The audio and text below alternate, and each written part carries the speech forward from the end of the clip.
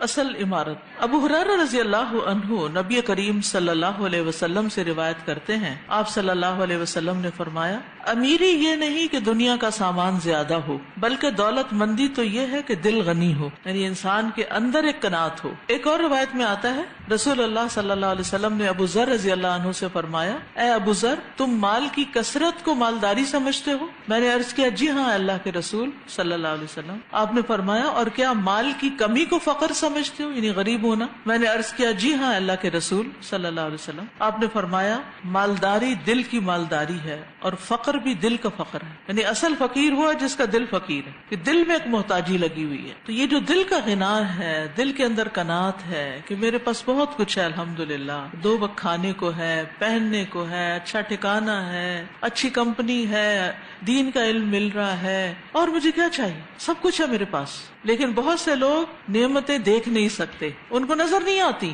کچھ لوگ ان ساری نعمتوں کو پا کر بھی روتے رہتے ہیں کہ ہمارے پاس کچھ نہیں۔ اس سے بڑھ کر ناشکری کیا ہوگی کہ انسان وہ چیزیں نہ دیکھے جو ہیں، ان کے بارے میں رنجیدہ اور غمگین رہے جو نہیں ہے۔ ایسا شخص زندگی بھر کبھی بھی خوش نہیں ہو سکتا، کیونکہ وہ نعمتیں نہیں دیکھ رہا، وہ کمی کو دیکھ رہا، محتاجی کو دیکھ رہا ہے۔ تو اس دنیا میں تو بڑے سے بڑا بادشاہ بھی محتاج ہے، وہ بھی فقیر ہے، صرف اللہ ہی بے نیاز تعریف والا ہے، باقی سب کو کوئی نہ کوئی حاجت لاحق ہے۔ تو اصل بات یہ ہے کہ انسان کے اندر ایک قناعت ہو، غنا ہو، اور ایسا شخص بڑا ہی خوش قسمت شخص ہے جس کو یہ نصیب ہو جائے۔ رسول اللہ صلی اللہ علیہ وسلم نے فرمایا، جب اللہ کسی بندے کے حق میں خیر و بھلائی کا ارادہ کرتا ہے تو اس کے نفس میں غنا اور دل میں تقوی پیدا کر دیتا ہے، اور جب اللہ کسی بندے کے حق میں شر کا ارادہ کرتا ہے تو اس کی فقیری کو اس کی پیشانی میں رکھ دیتا ہے، اس کا فقر اس کے سامنے رکھ دیتا ہے، ہر وقت اس کو فقر اور محتاجی نظر آتی ہے۔ اور یہ فقیری کب بڑھتی ہے؟ جب انسان کے اندر زیادہ کی ہرس ہوتی ہے،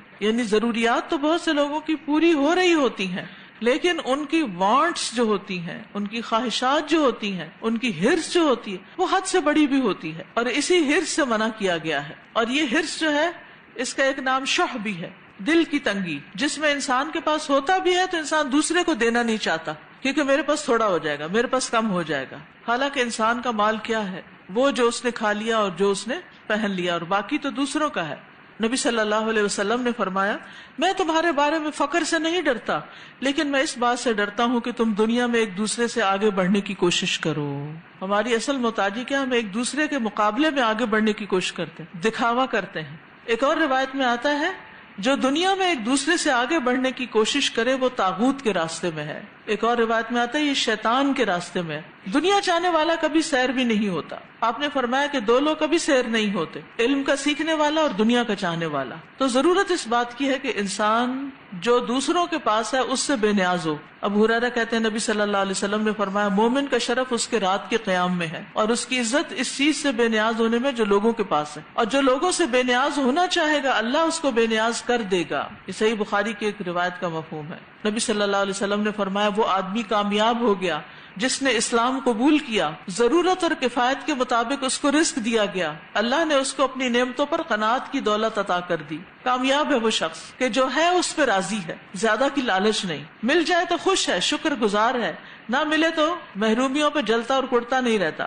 جب دنیا کی کمی کا شکار ہو نا، اور یہ رونا آئے کہ کھانے کو نہیں ہے، فلاں نہیں، تو نبی صلی اللہ علیہ وسلم کے گھر کا حال دیکھ لینا چاہیے کہ 2 ماہ گھر میں آگ نہیں جلتی تھی، پانی اور کھجوروں پر گزارا ہوتا تھا۔ عزت کا معیار دنیا کا زیادہ ہونا نہیں ہے، اللہ کا تقویٰ ہے۔ اس لیے ہمیں اپنے گناہوں پہ رونا چاہیے، اپنی کمی کوتاہی پر نادم ہونا چاہیے، نہ کہ اس بات پہ روئیں کہ ہمارے پاس دنیا کم ہے دوسرے کے مقابلے میں۔ ایک دفعہ حضرت عمر نبی صلی اللہ علیہ وسلم کے ہاں گئے تو آپ صلی اللہ علیہ وسلم چٹائی پہ لیٹے ہوئے تھے، اور دیکھا کہ اس کے نشان آپ کے جسم پہ کھپ گئے۔ وہ رونے لگے کہ کیسر و کسرا کے لیے تو اتنا کچھ اور آپ کے لیے یہ بستر۔ آپ نے فرمایا، خطاب کے بیٹے، کیا تو اس پہ راضی نہیں کہ ہمیں آخرت ملے اور ان کو دنیا؟